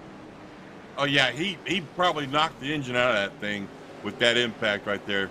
And I mean, that was a hard hit too. Well, spot for replay, folks. Live. I'm sorry, Sam. Go ahead, buddy. We were watching it live, John. It just gets into the outside wall. That spot all night long. Once again, it grabs and takes another driver from us. Yeah, and I mean, that was a hard impact right there. I'm afraid that Kyle's night might be over after that one, man. He has come over the radio and he said, felt that one, and also that his night is done. It's not looking good for the 90. It's likely going to be calling it a night with the engine gone, and that's another driver off the list on the lead lap, which now is going to have us down to half each field as either a lap down or more, or have just parked it and taken a DNF up front. Consistency as Belcher, a very late entry into pit road, trying to make sure he was one of the first drivers to get in. We're starting to see a few more drivers coming into pit road, but Max Cookson, Devin Landry, going to be your front two, Corey Bubar. These are really been the top three drivers of the night that are still out on track. Belcher's been a great surprise at the 43 up front, but currently our top three, that of Devin Landry, Cookson, Bubar, they've been fast, John, and they look to be the class of the field. The cream certainly has risen to the top as we're past halfway. Yeah, and another driver that I want to keep my eyes on, and I know we've talked about him a lot, but it's for a reason, is Matthew Burgoyne. We saw him in a hell of a contact earlier in this race, upside down at one point, rolled the car down the front stretch. He was involved in another incident. I mean, he's been getting bounced left and right, but believe it or not, Sam, he's up in the top 10 again. It's where he's been kind of just settled in as Matthew Burgoyne. Just found the 10th place position, kind of letting everyone else take themselves out of the race. And I think when he was involved in the first, in those two incidences, two big ones so far tonight, it was kind of an understanding that it was going to turn into more of a survival and take what you can of a night, instead of, being the aggressive pole sitter that he was and trying to race for a win. At this point, just gotta take what's given to you and take whatever points you can get, and that's what Matthew Burgoyne's going to get here tonight. Comes in that of 6th in points. Matthew Burgoyne a little bit too far back of my liking to really challenge that of Devin Landry, who's in the points leader since that of the Hickory win, race number 2 this season, continuing to look the strongest driver and the most consistent of all those here tonight. Absolutely, absolutely. Hey, look who's back there in fourth, man. Our guy in that Jimmy Johnson car that we were talking so much about at the pre-race, in the pre-race, and to stop the show. I mean, you know, Treadwell's hanging in there. He's had a rough night too. That car's got some damage pretty much on all four corners of the car, but he's still hanging in there. He's running, what is that, 8th right now? It looks like 4th here, but I'm seeing 8th on the scoreboard, so I'm not sure what's going on with that. I believe he will be, once we go green, going to be 4th on the board. There's turned because of it being a lap counter's not count, lap's not counting. It's going to mess with our tickers under yellow. So as you can see them on track, that is where they're lying currently. It is Devin Landry, Cookson, Bubar, Treadwell, and as well, surprising, it's going to be the 75, excuse me, that of Stephen Allen, who was involved in, I believe, our 7th caution of the night. It's still out on track, 5th place currently, even with a completely riddled machine. But I feel like most of the drivers, you go 4th on back, they all have some type of damage as the field is stacked up, ready to go. It's Devin Landry, Cookson. They're going to get right on top of one another, not going to give any advantage if possible. This is the Maine Sim Racing Series, mainly Ductless Heating and Air Late Model Series for this of the BS Scrap Recycling Bristol event. We're green once again. It's the 75 losing ground behind, but up front, it's all Devin Landry taking the lead position and Cookson immediately dropping down. Oh, but look at Cookson putting the pressure on the inside now to try and get up there and possibly get a little bump and run. In the meantime, we got these three guys fighting hard. Treadwell, Bubar, Barth, all fighting for 3rd spot basically on the track right now. I would say Treadwell's in the right spot. I mean, he's up high. He's able to roll that corner a little bit more, maybe put a little bit of throttle earlier, and take care of those. But then he gets in the wall. So how about I just shut up now? A little bit of a jinx. No, car contact. Stephen Allen into Ricker, and Ricker's into the outside wall. Bringing out another yellow here tonight. And we'll take another look at this one. It's the great play, and take a look at what happens tonight. I believe it's going to be reactionary to the 48, and it just reacts, it's loose, comes back up, and everyone else nowhere to go, and gets flipped by that of the 75, and no one else. He was okay, actually, until that. I'm sorry to be a walk-on, but he was okay until that secondary contact. I mean, he didn't hit anything, and he had the car stopped, didn't hit the wall, and then hello, bam. That's unfortunate, man. Yeah, I mean, if anything, Ricker did exactly what you're supposed to do when you're in that incident. Hold the brakes, stay in one spot so everyone else can get around you, and you see when it comes to those points late after an accident, after yellow's out, and hit once again by a different driver, and especially at a track like this, when you've got drivers that are side by side, it's hard to get down and not clobber another driver that's stuck on the outside. But we'll see when the drivers are prepared and ready. Let's be honest about something here. Devin Landry's a great driver. Don't get me wrong. We've watched him week in, week out in various different cars, just drive the wheels off those cars and play out some great, wins and whatnot. But he really hasn't had to fight for the lead tonight very much. We had one long green flag. I say long, it was maybe 20 laps. Let's see. Where, we went green for exactly 20 laps. And then we had another green flag run for 18, 19 laps. So, I'm just wondering if he's ready for, if we can manage to go green for the next 50 laps, I wonder if he's ready for this. I mean, if he's still sharp, or if maybe he's gotten a little dulled in the senses because of all the cautions, you know what I mean?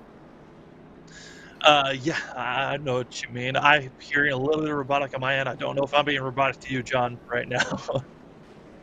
It's more like I lose about every other word you say sometimes. So if I don't answer you straight up, Sam, I'm sorry, man. I don't want to. I don't know what to say.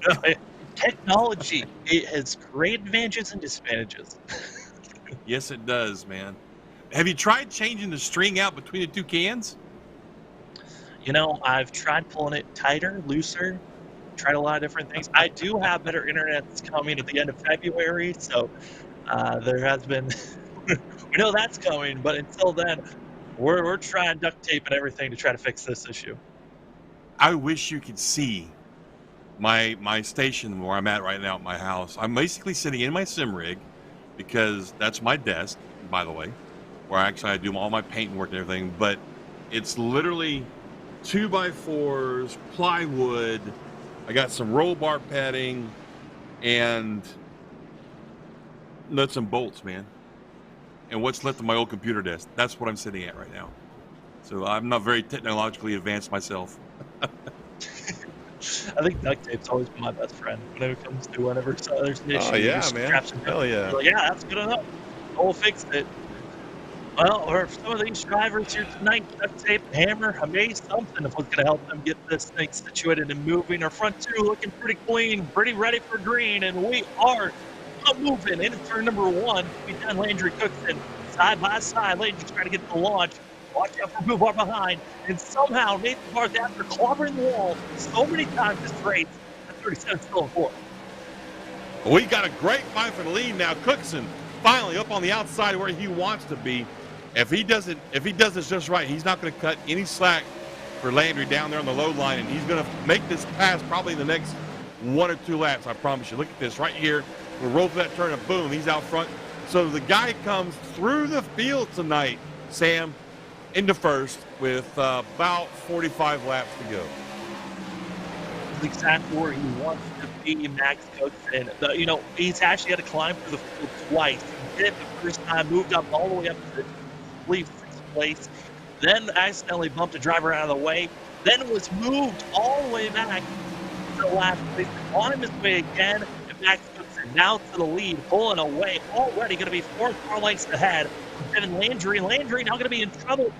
You know, John, we were questioning him taking tires so early in the first 30 laps of this race. He might want those tires now. This being pretty quick for Bubar. Yeah, and unfortunately, like in real life, Sam, let's say you got one set of tires in the pits. You can take a set and save half, take 2 tires and save those other 2 tires later on in the race. And, while you're out there racing, your guys can adjust the pressure on those last set of tires so that you can swap them from, say, left side to right side or whatever. Does that make sense? But you can't do that in iRacing, especially in a fixed setup race. You can't make any changes, and you can't designate those tires that go to a specific side. So I think he might have shot himself in the foot, basically, is the long story short here. Because you can see it now. I mean, one, Cookson's way out there right now. I mean, he's got almost a second, and 2, the pressure Landry is feeling right now from everybody behind him. He's got 3 cars basically breathing down his neck, Sam, and there's nothing he can do about it. They're going to get by him here within the next 5 or 10 laps. Oh, Bubar's just going to get aggressive as we're riding on board with the 37, just waiting for someone to make the move. And you can tell that patience has been the key for a lot of these drivers that have a clean car. Barth, though, that we're riding on board with, you can tell that right side's been crinkled in many a times. He's hit the wall maybe 8 times here tonight. Should have possibly been involved in a lot of wrecks, but currently still running strong. Now turn number 4, just you can tell how claustrophobic this track can feel at times. You're just setting into these corners, trusting that when you come out, you're facing the right direction. I'm just amazed at the lead that Cookson has now. I mean, wow. It's almost a full straightaway. I mean, look at this. It's insane. In the meantime, we've still got, basically Landry holding up the cars of Bubar, Barth, and Melcher. Melcher's been up there, Sam, all night in the top 10, fighting hard. I mean, he was fighting for the lead for a while there earlier tonight. And, still there, still in the top 6, top 5, excuse me. And, I mean, these 4 basically are just racing for second place at this moment. They're racing as hard as they can, and Bubar trying to figure out where to place himself. But yellow's gonna fly. Caution flags out. The question is, where? Who brought it out? Now, that's what the drivers are also wondering. Yeah, and I think we might have found our culprit. what Landry's going to do about his tires here. Well, it's the 96. I talked about it. Could have gotten repairs after blowing up the engine, but after the repairs are done, back into the wall, and Santo going to be bringing out another caution here tonight. Almost the same exact incident that happened with his first wreck of the night. Just loose out of 4 and into the inside wall. Hey, you sound a lot better, by the way, Sam. I want to get that out right now. You sound great right now, so let's keep it that way. That's what we're hoping for. But I don't know if you caught that, but he actually clipped the apron that time, and that's what upset that car exiting the corner. And yep, let's see. Cookson's coming in. Landry's coming in. Oh wow. Ooh, so, a little bit of a shakeup. Yeah, Bubar's in there. This is interesting. This is very interesting. So I'd like to see what Landry does on this pit stop, see what tires he takes. Our top 3 decide to stay out. I mean, our top 3 decide to come in, excuse me, and then everyone else deciding to stay out. Interesting call for all those drivers, and now going to be getting in their box. Going to be that of Cookson, Landry, and also seeing that of Bubar getting their service done.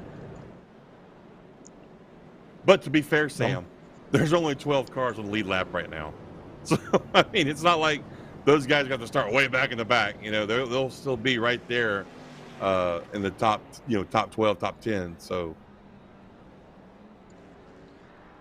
well, I can tell you that Cookson at least is getting some tires for himself. Also, for that, of course, Bubar's getting tires. Devin Landry is going to be taking his left sides, excuse me. So we're going to be seeing some drivers on some fresh rubber, and they're going to be running about. For some, running for all the fast drivers out there, they're going to be running about 2 to 3 tenths faster than the cars in front, which, I mean, with fresh rubber, it allows you to try different grooves and different ways to attack this course. And with that being, seeing these laps ticking away, the aggression level is also going to climb up with it. So only got about 12 drivers. 12 drivers that are on the lead lap and are on track. Everyone else still trying to get repairs done or have called it a night already. Landry just took those tires. I'm wondering if that's going to loosen him up a lot more than he's already been tonight.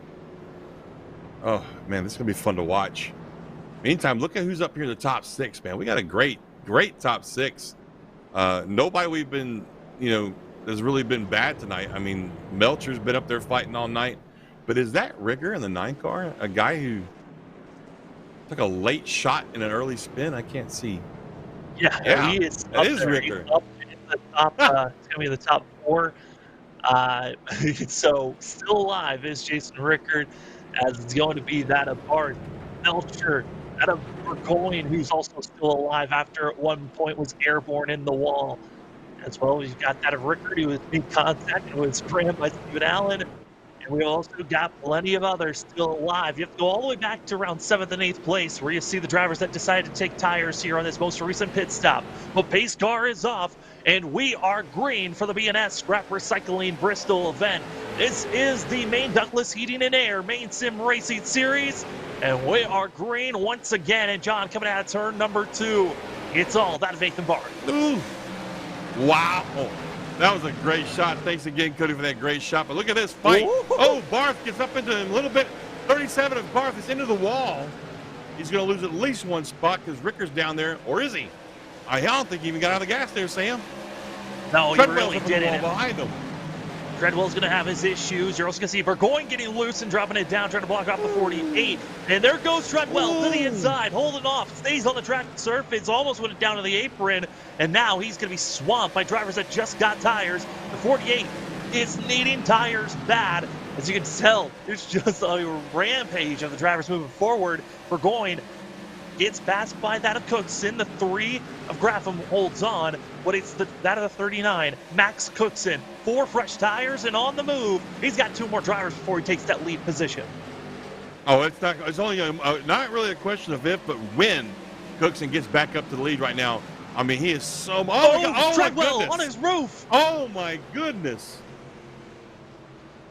And just like that, another yellow flies on lap 96, and Treadwell, our LCQ winner, is going to be calling it a night as we get into the wall again. And the biggest issue, that outside wall, has covered so many drivers. It's loose. Over correct. Well, that was the lap before. Now we can see what gets flipped over. He's just so loose. Look at him. He is really loose on exit on both sides of the track right there. And Did you get hell? We're going to be seeing it here. Yep, Ben Burgess in the 7. That's around the 48. Gets loose, holding on. It's two drivers that were battling in the LCQ earlier. Oh, he just broke loose right there. Oh, wow. Finds the ramp on the outside wall that gets him on his roof and feeling like a turtle on his back. No help. And has to teleport to pit road. You caught me off guard with that one, man. I'm not going to lie. And we're trying. On his back. Oh, my goodness.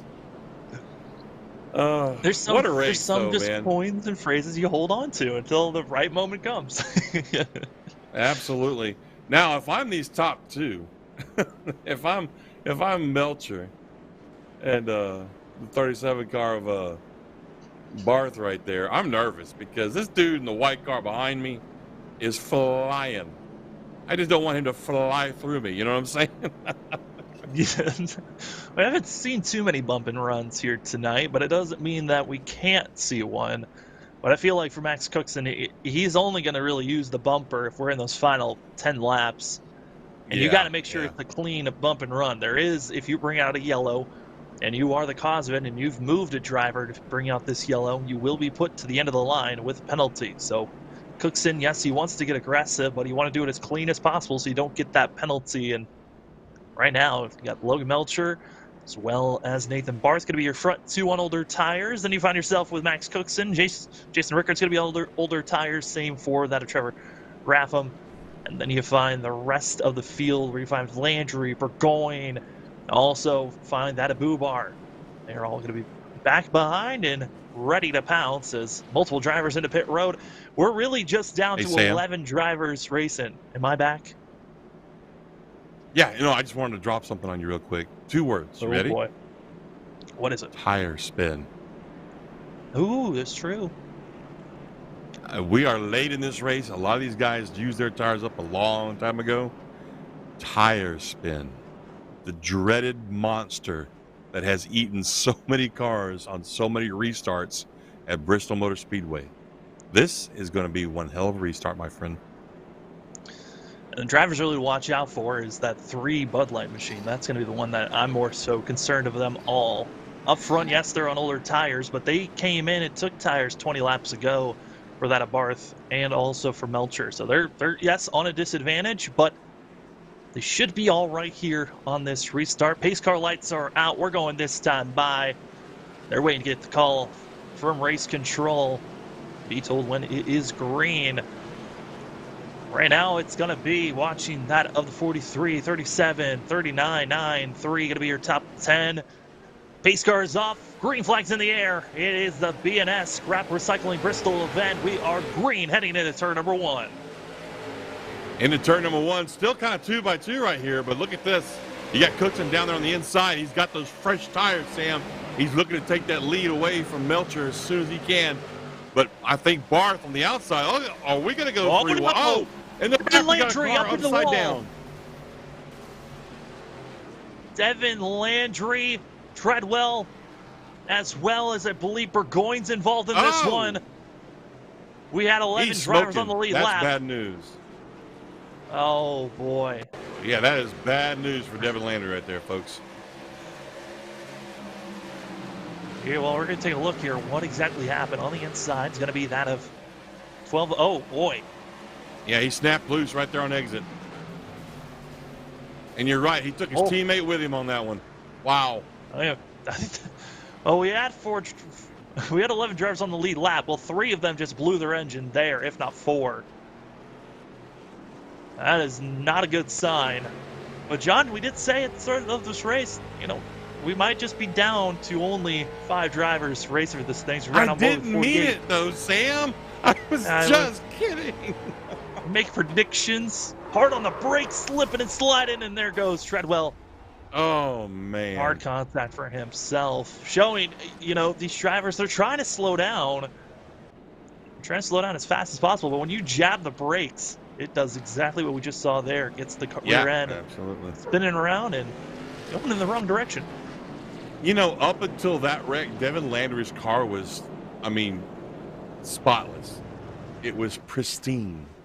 It was in one piece. And just like that, in a blink of an eye, it's dead. It's in the junkyard. That's where it's going. Yeah. It was that second hit, actually, that did it to him, where the 48 car came sliding in. That's what killed his engine. We even heard it on the replay there of engines just popping off and closing down. Well, man, you look at the drivers that are left in this race, John. There's not many that you can really point out and be like, well, I think they could challenge Max Cookson. It's more so of when is Cookson going to take the lead from the front to a Melcher and Barth. And I think the big thing for Melcher and Barth is the fact that they did stay side by side, kind of being a wall, so Cookson could not get by them. There's not many other drivers out here that I feel like can beat him. I don't know, man. But hey, I did call that. I just want to remind you, good sir, that at the top of this race, I called that. You did call that. I wrote it down. I thought Burgoyne was going to get it done. That didn't happen. He was caught up in now 3 major incidences where his engine is now gone. It's toasted. Devin Landry's engine is gone. You did call Max Cookson as a driver to watch out for, but I got to say, big credit to that of Logan Melcher, one of the new drivers that's shown up. You're late of all the other drivers that have been here. He's been doing a great job of this 43. Qualified up in 7th place. Has been running in the top 5 all race long. Now it's leading tonight in the late going. But can he hold on? As he's got that of Nathan Barth, who is, I think he's made a contract with the wall that he can hit it, but it won't take his race out. And then you've also got Max Cookson that's trying to go for win number 3 in the late models this season. And plenty of other drivers that are hungry to get their first win, the 3. Trevor look at the 3 car. You know what? I'm sorry, it caught me off guard. He's just somehow still puttering along. That front end is pushed in. Messed up. Wow. I don't know what cars going to look tonight. They are going to be scrappy as the pace car pulls off. We're green. It's the B&S Scrap Recycling Bristol event. What a night to be sponsored by the Scrap Recycling. I think a lot of these cars are going to be going to the recycling bed. Side by side for the lead. Here they come. Melcher as well as Barth. They've got to continue to stay side by side. It's an opportunity for that Cookson. Oh, contact! Melcher ride. Holds on. And here comes Cookson on the outside. Cookson almost got wadded up in that. That would have been bad. But look at this, boy. That 37 car is just driving so hard right there, Sam. He gets way out of shape and almost takes Cookson with him. I mean, that might be the only way to beat Cookson is just take him out. You get caught up in a wreck. Otherwise, this 39 is on the charge. Still side by side for a second. He's got the freshest tires and those up front. And you can tell Melton's doing everything with power to hold on to the outside. Too strong. Out of the corner. Finally going to be clear. Really get low. He does. Max Cookson. Back. There goes around Barth. And yellow flies. That was off all the way. That was internet connection right there. Net code. I mean, there was at least 3 foot of gap between those cars there, Sam. We might get to see that in the replay, but that was just insane. And even drivers are sitting and are agreeing in what you said there, John. Immediately when they saw it, everyone called it. You're going to see here to the inside, tries to pass into plenty of space and just fruitful contact. That's so unfortunate. That's the one part of iRacing that not just iRacing, sim racing, that is so unfortunate is this right here. And there's no way to fix that, really. It's just part of racing on the internet. And trust me, it's a lot better now than it was back in the early days. as somebody who raced on the entertainment network out of Hawaii, oh goodness,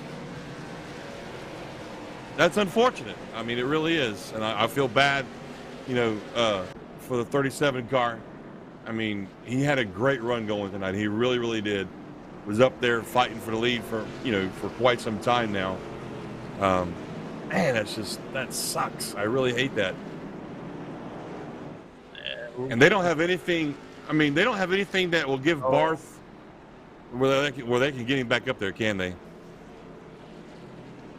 Well, yeah, that's the big thing, is you can't just gift that position back. Yeah. It's more of you have to work and get it back. As drivers are deliberating and trying to make sure that a lot of the drivers that you would not expect are voicing to not penalize Max Cookson, and Cookson will not be penalized with that incident. Oh, no. Which fairly, from our point of view as well, I think everyone agrees, there was clean racing going on, and sometimes those happen. Like we noted on, like I've been saying, I've had internet issues. Same thing happens here, where sometimes it just doesn't work out the way that it's supposed to. All the drivers will stay where they're at, meaning Bart's got to work his way through this field with his mangled 37. But I think the biggest thing we got to get props on, John, it wasn't big props to the rest of the field that reacted around the 37.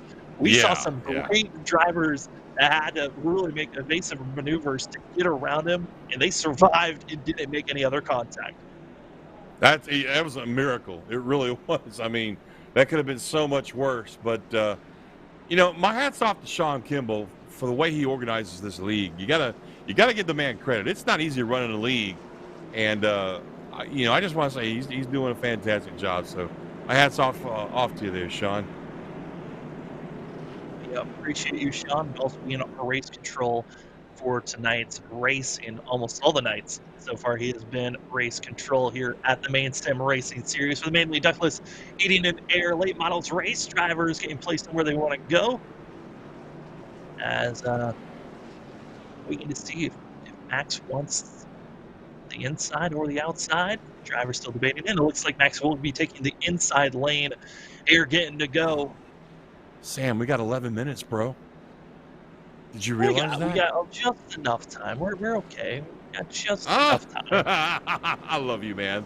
I love that positive attitude that you bring each and every week to these broadcasts. You never know what we're going to see. And honestly, I wouldn't be surprised if someone dumps it, if they're close enough, tries to give Max a little bit of a bumper. But this restart, we're going to see the 39. How well can he take off? As we are green, and it's going to be the B&S Scrap Recycling event, Bristol event here. Bubar, who's on the same set of tires as Max Cookson. He's going to be on the inside, trying to stay side by side for second. And the 12, possibly be the driver that can challenge 39 at the minute. I tell you what, the fight's going to be right here between Melcher and Bubar, because Bubar has, if he wants any chance of catching back up to Cookson, he's got to get by his 43 car now. Time's wasted. We got almost 20 laps to go here, and I mean, look at that. Cookson's already pulled out to about a 4 or 5 car length lead right there. Yeah, he's already flying and trying to continue to pull away the best that he can. Max Cookson at 39 leading. He had to start all the way in the back of the line because he won back at Stafford for the last late models race. And if you win the last race, you have to start on the back. These other drivers back here that are trying to make decisions for themselves, back for 8th place, trying to catch up to that of Chris Burgess at 47. Well, somehow, Chris Burgess, who we saw multiple times going through the pit road, trying to get to 47, still rolling in 7th place, now about to challenge for 6th.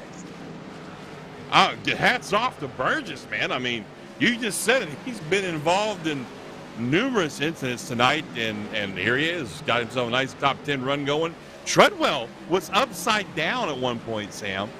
So, I mean, look at him. He's up there in 6th. You got Barth up there. Barth's had a rough night. We just saw what happened to him a minute ago. No. As we say that, oh, my goodness. And I believe he got DQ'd, so there will be a caution.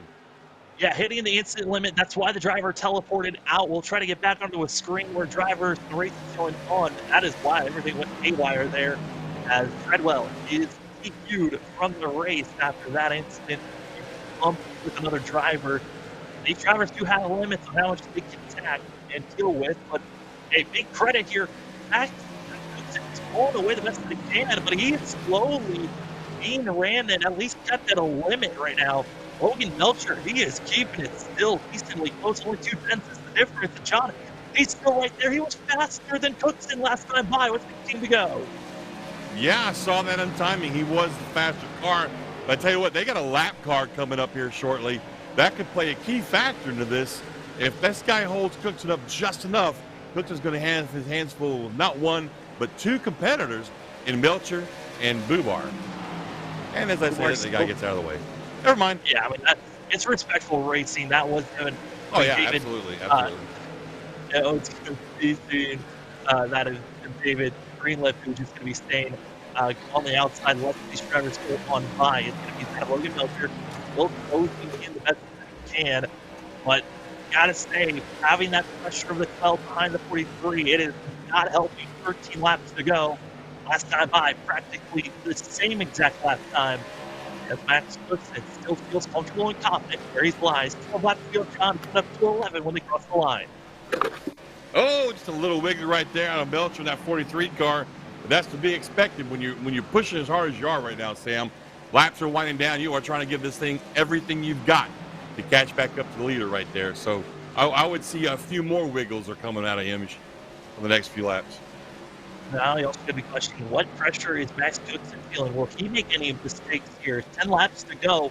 It is all that of Max Cookson, Logan Melcher, as well as Corey Bubar are going to be your top 3. Jason Rickards, Mason Bubar is going to be your top 5 where they lie currently.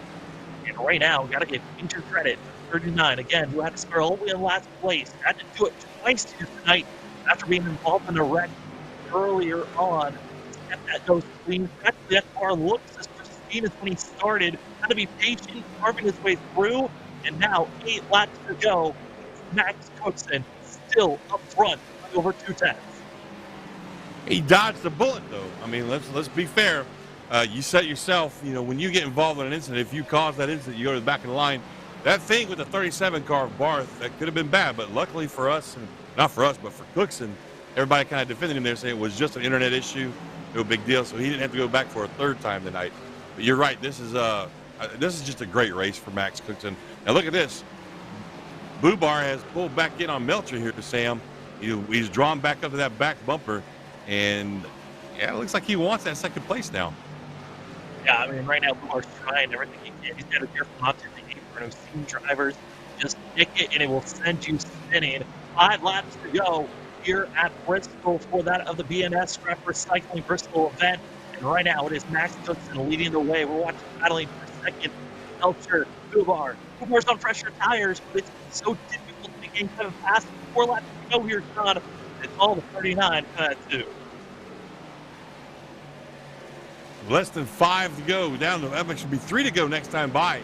And Cookson's got himself a good 5-car lead right there. For all he has to do is just hang on right now, Sam.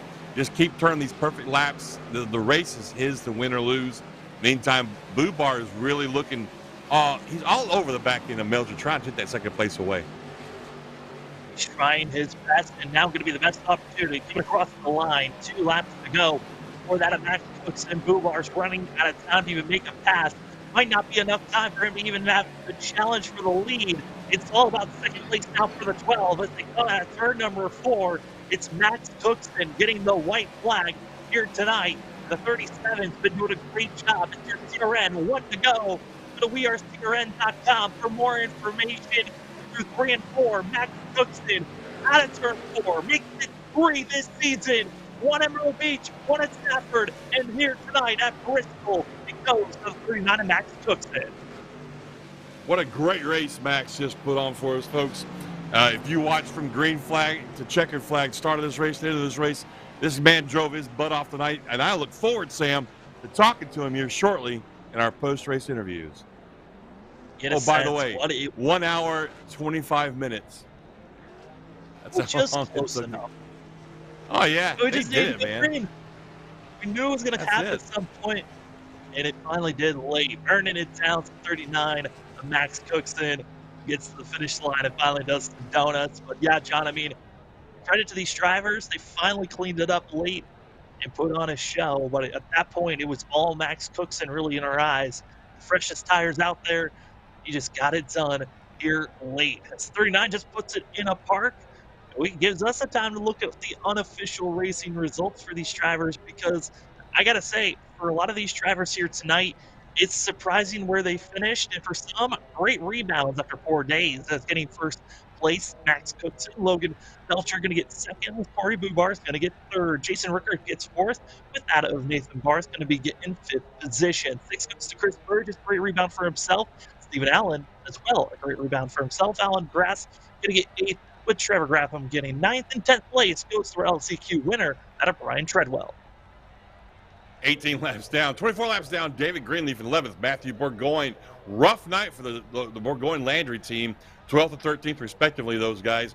Ben Burgess comes home 14th, Kyle Mooney 15th, Chris Fortier 16th, Dan DeSanto 17th, Ed Connolly 18th, Jacob Heathcote 19th. Right after top 20 is Tyler Jordan, that 29 car. 21st going to be that of Donovan Couric, as well as that of Ryan Kenston, going to be getting 22nd in the 8 machine. Tyler Conley going to be getting 23rd, with Chris York, who only was able to run just a handful of laps before calling it a night. Big thanks to Sean for being our race control for this evening. For all these drivers, what a run it was. For us up in the booth, though, we're going to step aside real quickly. When we come back, we get to talk to our top three. That of our winner, Max Cookson, second place, Chloe Miles, and also Corey Bubar from third.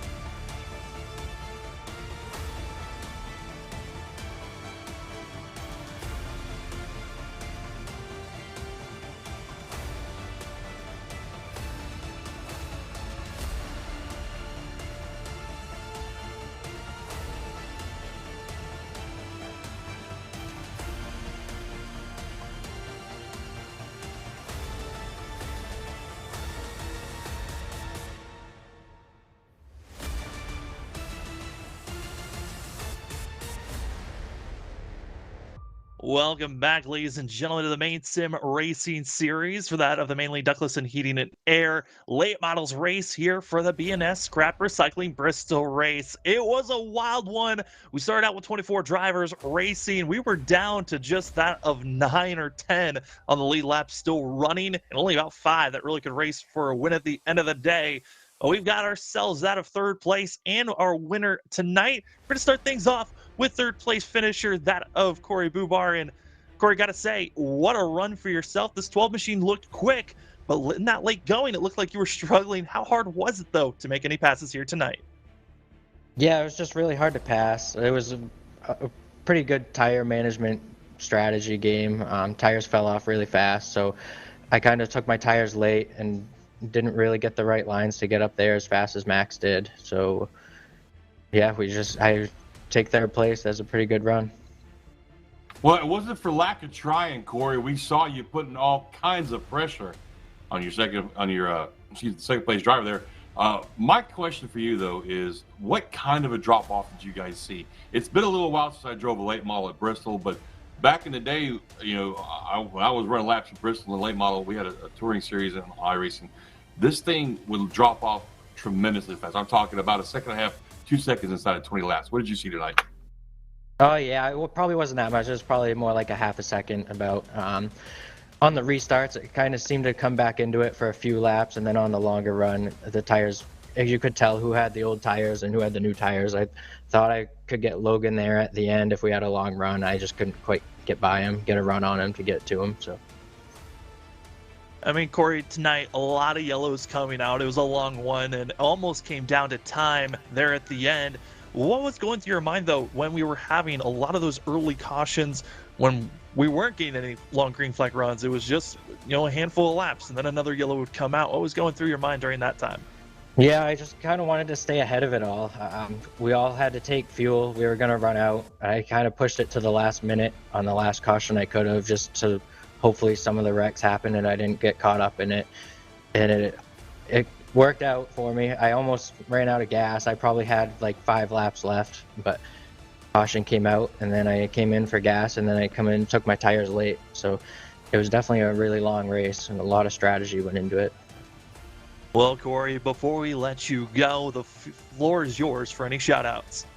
Yeah, I definitely got to thank my wife and Kinsley, my daughter, for letting me race, come out here and spend a night out here once a week or whatever. And I got to thank my mom for watching me again. She watches all my iRaces. She comes to all my real races. And I got to thank my sponsors, Barry Race Cars and Customs, Coastal Road Repair, J.A. Simpson, Strictly Roofing, CNC Blocks. Just everyone who helps me out. Thanks. That's going to be Corey Bubar in the 12 machine. Corey, congratulations on a third place finish, and good luck in the next event. Thanks.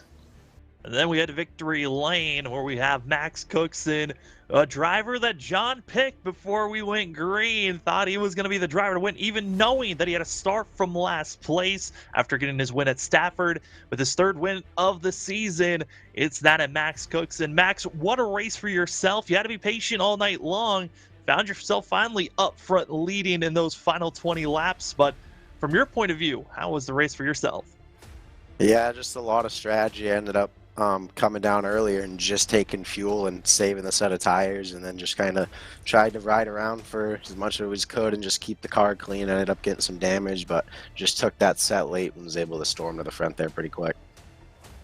Well, Max, the question I've got for you is this. You knew you were going to be starting EOL because of your victory, but when you got that second EOL, about midway through the race, I think it was, what went through your mind? I mean, were you frustrated, or you just kind of settling in your seat and saying, okay, I can still do this? What was your thoughts? We didn't get another EOL. I came to pit road there just to get fuel jump. Okay, my bad. Well, if anything, Max, a great run for yourself, showing that you've got the pace to really dominate with your third win here in the late models. The next race on the event list is a Saturday, February 5th at Hickory for the late models. Are you expecting to be attacking and going towards that race?